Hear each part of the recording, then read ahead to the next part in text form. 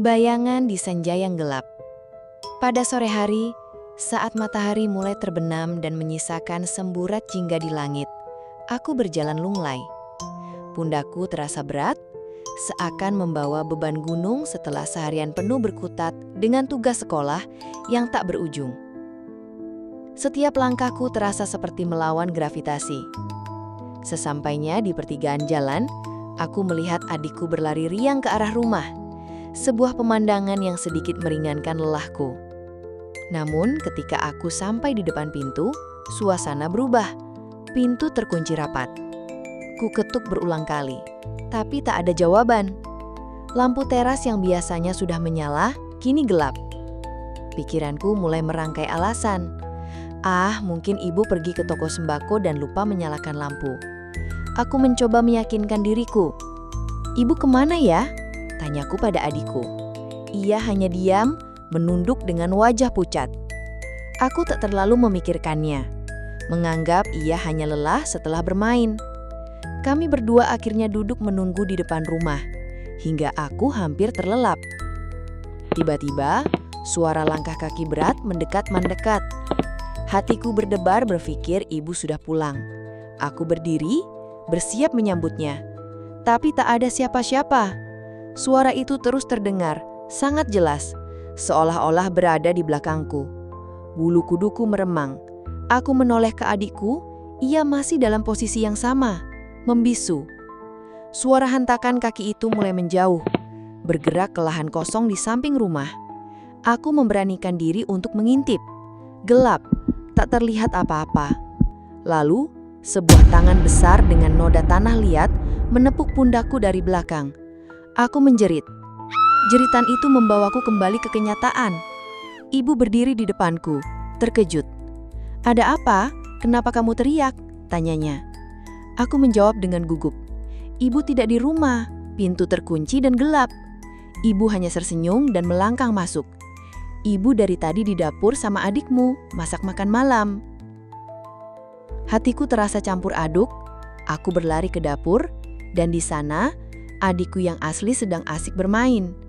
Ia mengenakan baju yang sama dengan sosok adik yang kutemui di luar. Aku bingung, tapi aku memutuskan untuk berpikir positif.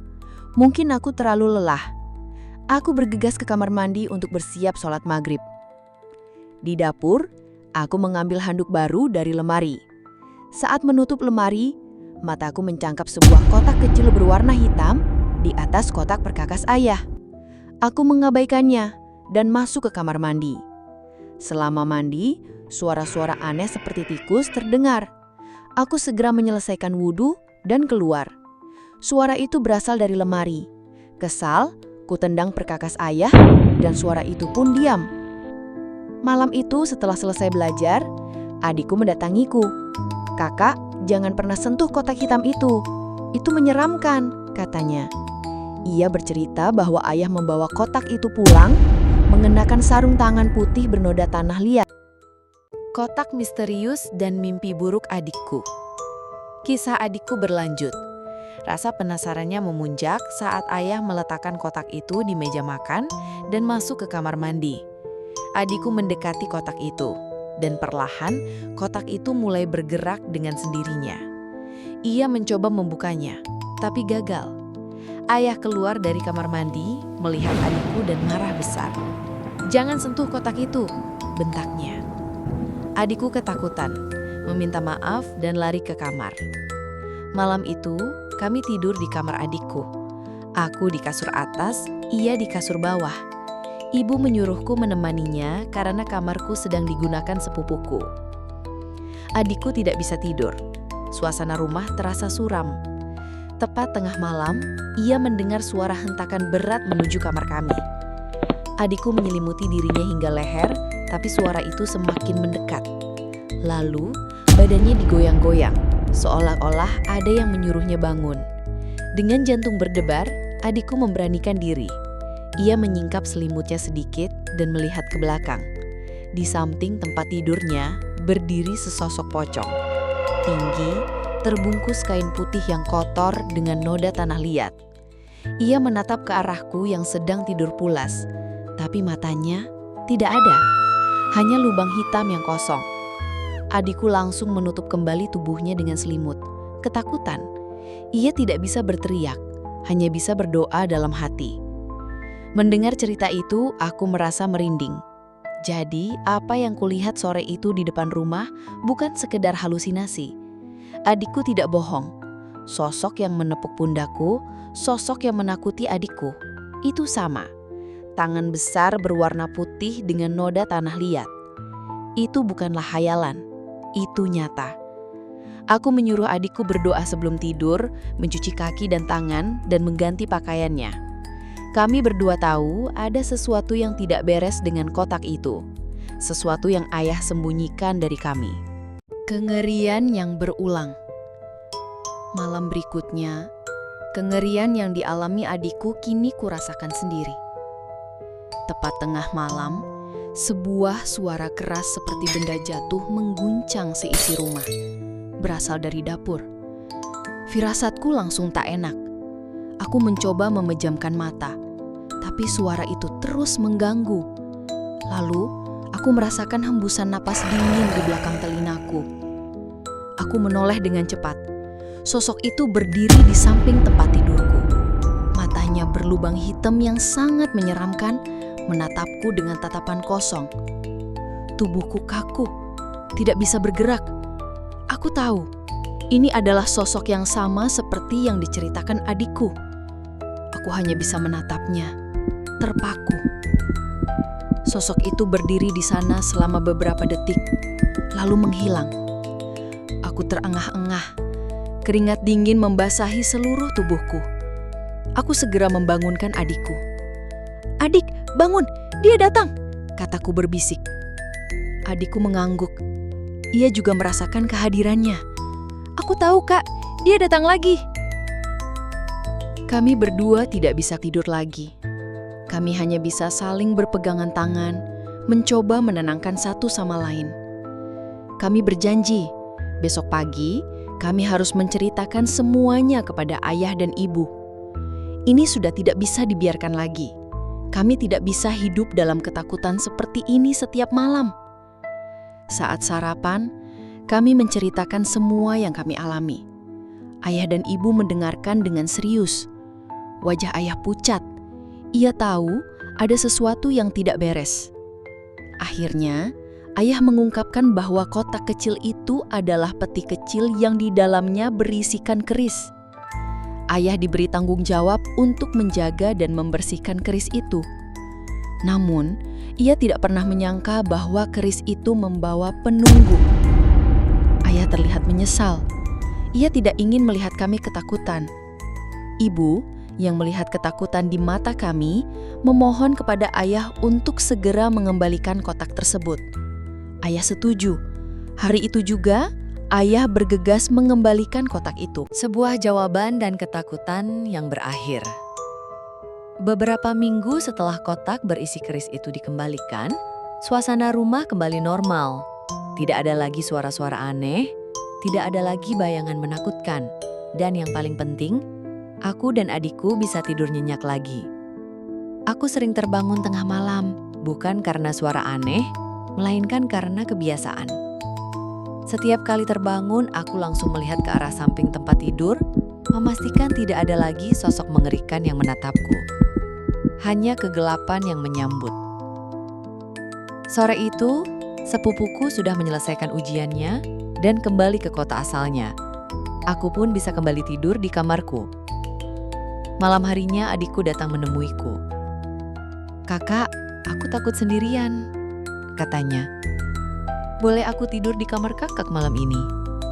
Aku tersenyum, mengerti ketakutannya. "Tentu saja boleh. Ayo, kita tidur di sini saja malam ini," kataku. Kami mengobrol banyak hal, tentang sekolah, tentang teman-teman, dan tentang pengalaman menyeramkan yang kami alami. "Kakak, kamu tahu, sejak kotak itu dikembalikan, aku merasa lebih tenang," kata adikku. "Aku sudah tidak lagi melihat sosok itu." "Aku juga, Dik," kataku. "Aku bersyukur ayah mengembalikannya." Malam itu aku bermimpi. Aku berjalan di sebuah lorong gelap yang terasa tak berujung. Tiba-tiba, aku mendengar suara langkah kaki dari belakang. Suara itu terasa berat, seperti langkah kaki yang menyeret.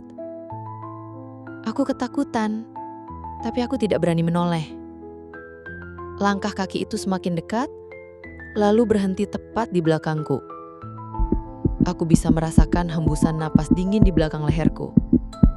Aku menoleh perlahan. Aku melihatnya. Sosok pocong dengan mata berlubang hitam itu tersenyum.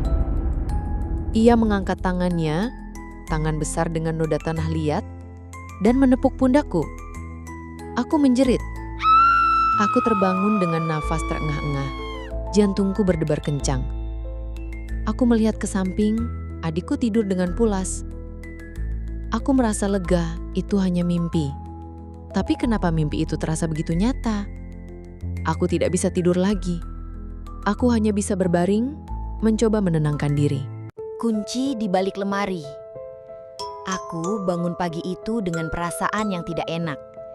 Tapi ada satu hal yang terus mengganggu pikiranku. Tangan besar dengan noda tanah liat. Tangan itu menepuk pundakku dalam mimpi.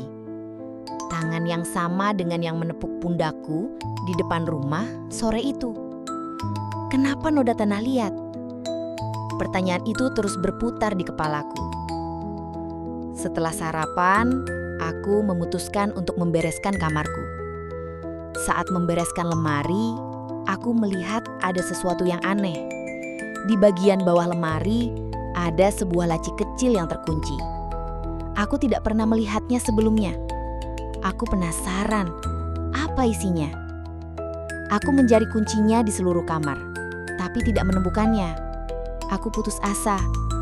Aku merasa ada hubungannya dengan semua kejadian aneh yang kami alami. Tiba-tiba, aku teringat sesuatu. Kotak hitam kecil yang diletakkan ayah di atas kotak perkakasnya. Di situ ada sebuah lubang kecil. Mungkinkah itu adalah tempat kuncinya? Aku bergegas ke dapur, tapi kotak itu sudah tidak ada. Ayah sudah mengembalikannya.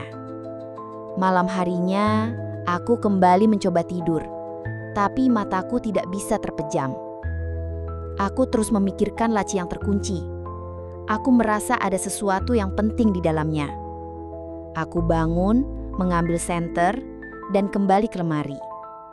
Aku melihat ada ukiran kecil di sudut laci itu. Ukiran yang sangat samar-samar. Aku tidak bisa membacanya. Tiba-tiba, aku mendengar suara bisikan. Bisikan itu terdengar sangat jelas di telingaku. Kau akan menemukan jawabannya di tempat yang tidak kau duga. Aku terkejut, tapi suara itu terasa familiar. Aku kembali melihat laci itu. Aku mencoba menggeser laci itu ke samping. Di baliknya, aku menemukan sebuah lubang kecil. Di dalam lubang itu ada sebuah kunci kecil. Kunci yang sangat unik. Aku mengambilnya lalu memasukkannya ke dalam laci yang terkunci. Kunci itu pas. Laci itu pun terbuka. Di dalamnya ada sebuah buku harian. Buku harian ayah. Aku membacanya. Ayah menceritakan semuanya. Tentang keris itu, tentang tanggung jawabnya, dan tentang ketakutannya. Ayah tidak ingin menceritakan hal ini kepada kami, karena ia tidak ingin kami khawatir. Ia ingin melindungi kami. Aku menangis. Aku merasa bersalah karena telah marah pada ayah. Aku juga merasa bangga karena ayah adalah orang yang bertanggung jawab. Di halaman terakhir, ayah menulis, "Semua ini terjadi karena aku tidak bisa menjaga amanah dengan baik. Aku telah gagal. Aku harus mengembalikan keris ini agar keluargaku bisa hidup tenang." Aku menutup buku harian itu, lalu meletakkannya kembali di laci. Aku mengunci laci itu dan meletakkannya kembali di tempat semula. Aku merasa lega. Aku tahu sekarang bahwa semua yang terjadi adalah sebuah pelajaran. Pelajaran tentang amanah, tentang tanggung jawab, dan tentang cinta. Aku merasa bersyukur. Aku tidak lagi merasa takut. Karena aku tahu Ayah akan selalu ada untuk melindungiku dan adikku.